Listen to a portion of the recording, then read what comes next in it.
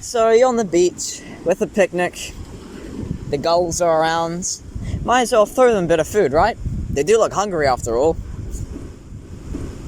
Wrong. Crociocephalus novohollandae scopulinus, the red-billed gull. A common sight along New Zealand coasts. Most of us are familiar with their rather rowdy antics. But what a lot of us fail to realise is that they're a nationally threatened species, with all but one population in decline.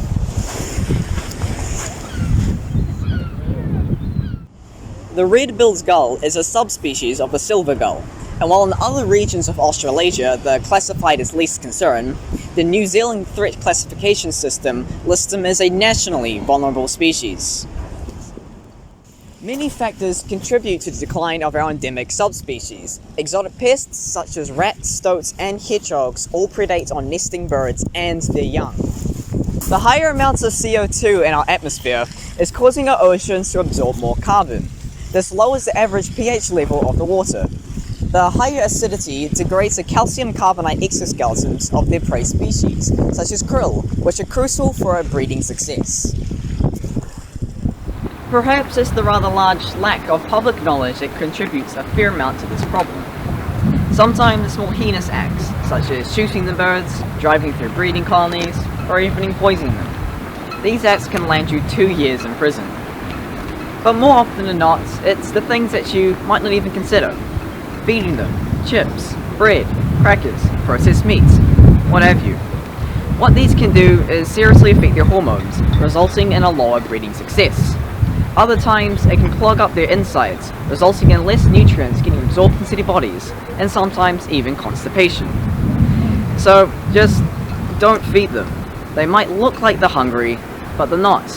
They're just opportunistic. Now, you may be asking yourself, why bother protecting them?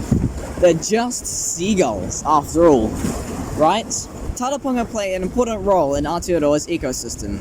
They're a form of natural species control, keeping in check things like kelp flies, earthworms, small crabs, and other little critters. The gulls also help keep a constant flow of nutrients from sea to land, and vice versa, in the form of guano. They'll eat food from the ocean and defecate on the land. This brings new nutrients to the soils, and guano is an excellent fertilizer. So just by pooping, they help keep coastal plants alive. Some of these plants may also help strengthen banks with their roots. Over the next 30 years, it is expected that the red-billed gull population will decline 50 to 70%. And although it may not seem like it, these gulls are as threatened as 3 species of kiwi.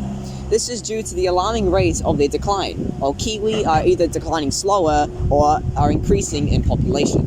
We can look at the largest breeding colony, located in Kaikoura, with over 5,000 adult birds.